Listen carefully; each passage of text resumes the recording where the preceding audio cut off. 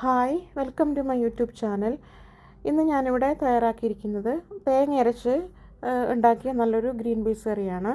ഇത് എങ്ങനെയാണ് ഉണ്ടാക്കുന്നത് നമുക്ക് വീഡിയോയിലേക്ക് പോകാം. ഞാനിവിടെ 400 ഗ്രാം ഫ്രോസൺ ആയിട്ടുള്ള ഗ്രീൻ പീസ് മട്ടറാണ് എടുത്തിരിക്കുന്നത്. അപ്പോൾ നിങ്ങളുടെ കയ്യിൽ ഫ്രോസൺ ഇല്ലെങ്കിൽ നമ്മൾ അല്ലാതെ എടുത്ത് കുതിർത്തിട്ട് നമ്മൾ കുക്കറിൽ അടിച്ചാൽ മതിയാവും. 2-3 വിസിൽ വന്നതിന് ശേഷം നമുക്ക് ഓഫ് ചെയ്ത് വെക്കാം. പിന്നെ ഞാൻ ഈ കാണിക്കുന്നത് പോലെ കറി വെച്ചാൽ മതിയാവും. ഇപ്പോൾ ഞാൻ 400 ഗ്രാം ഗ്രീൻ പീസാണ് എടുത്ത് കഴുകി വൃത്തിയാക്കി വെച്ചിരിക്കുന്നത്. ഇനി അതിന് വേണ്ടത് ഒരു 3 സവാള ചെറുതായിട്ട് അരിഞ്ഞു വെച്ചിട്ടുണ്ട്, തേങ്ങ 1 കപ്പ് എടുത്തിട്ടുണ്ട്, അതുപോലെ തന്നെ ഇഞ്ചി, വെളുത്തുള്ളി, പച്ചമുളകൊക്കെ ആവശ്യത്തിന് അരിഞ്ഞിട്ടുണ്ട്, ഒരു തക്കാളി, വലിയ തക്കാളിയാണ് അരിഞ്ഞു വെച്ചിട്ടുണ്ട്. അതുപോലെ തന്നെ മസാലപ്പൊടികൾ എടുത്തിരിക്കുന്നത് 2 ടേബിൾ സ്പൂൺ മല്ലിപ്പൊടിയും, 1/2 ടീസ്പൂൺ കുരുമുളക് പൊടി, 1/2 ടീസ്പൂൺ ഗരം മസാല, 1/2 ടീസ്പൂൺ മഞ്ഞൾപ്പൊടിയുമാണ് എടുത്തിരിക്കുന്നത്. പിന്നെ 1/2 ടീസ്പൂൺ പെരുംജീരകവും 1/2 ടീസ്പൂൺ നല്ല ജീരകവും കൂടെ എടുത്തു വെച്ചിട്ടുണ്ട്. പിന്നെ നമ്മൾ ആവശ്യത്തിനുള്ള ഉപ്പും വെള്ളം, എണ്ണ എന്നിവയാണ് ഇതിന് വേണ്ടത്. അപ്പോൾ ഇതെങ്ങനെയാണ് ഉണ്ടാക്കുന്നത് നമുക്ക് നോക്കാം. ഞാനിവിടെ ഒരു പാത്രം അടുപ്പത്ത് വെച്ചിട്ടുണ്ട്. ഇനി ഇതിലേക്ക് നമുക്ക് എണ്ണ ഒഴിച്ചു കൊടുക്കാം. എണ്ണ ഒന്ന് ചൂടായതിന് ശേഷം നമ്മൾ ഈ പെരുംജീരകവും നല്ല ജീരകവും കൂടെ അതിലേക്ക് ഇട്ട് കൊടുത്തൊന്ന് പൊട്ടിച്ചെടുക്കുക. പിന്നെ അതിലേക്ക് അരിഞ്ഞു വെച്ചിരിക്കുന്ന വെളുത്തുള്ളി, ഇഞ്ചി, പച്ചമുളക് ഇതൊക്കെ നമുക്ക് ഇട്ട് കൊടുക്കണം. പിന്നെ സവാളയും കൂടി ഇട്ട് കൊടുക്കുന്നുണ്ട്. ഇതൊന്ന് മൂത്ത് വരുമ്പോഴേക്കും നമ്മൾ 1 ടീസ്പൂൺ ഉപ്പിട്ട് കൊടുക്കുക. ഞാനിവിടെ ഉപ്പിട്ട് കൊടുത്തിട്ടുണ്ട്. നന്നായിട്ടൊന്ന് ഇളക്കിയതിന് ശേഷം നമ്മൾ എടുത്ത് വെച്ചിരിക്കുന്ന മസാലപ്പൊടികൾ ഇതിലേക്ക് ഇട്ട് കൊടുത്ത് നന്നായിട്ടൊന്ന് ഇളക്കി കൊടുക്കുക. മസാലപ്പൊടിയുടെ പച്ചമണം മാറുന്നത് വരേക്കും നമ്മൾ ഇതൊന്ന് ഇളക്കി കൊടുക്കണം. അതിനുശേഷം നമുക്ക് തക്കാളി അരിഞ്ഞു വെച്ചിരിക്കുന്നത്, ഒരു വലിയ തക്കാളിയാണ്, അത് ചെറുതായിട്ട് അരിഞ്ഞു വെച്ചിരിക്കുന്നത് ഇട്ട് കൊടുക്കുക.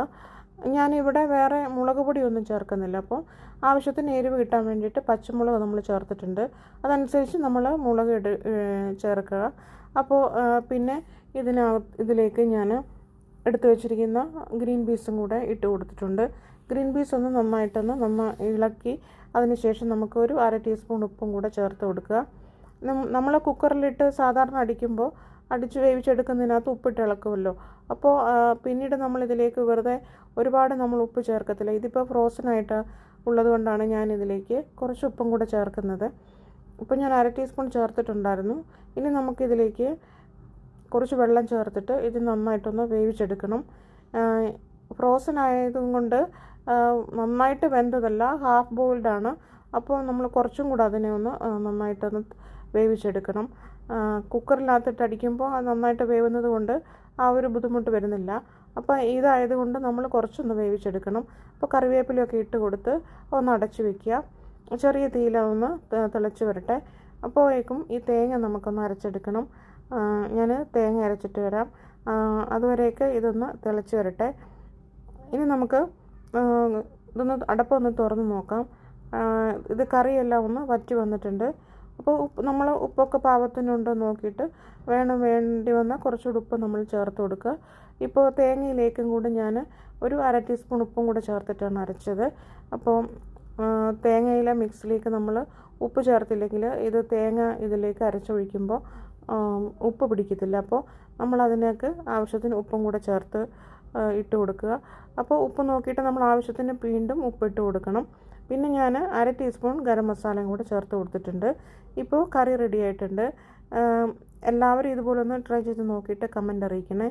അപ്പോൾ എല്ലാവർക്കും എൻ്റെ വീഡിയോ ഇഷ്ടമാണെങ്കിൽ ലൈക്ക് ചെയ്യണേ.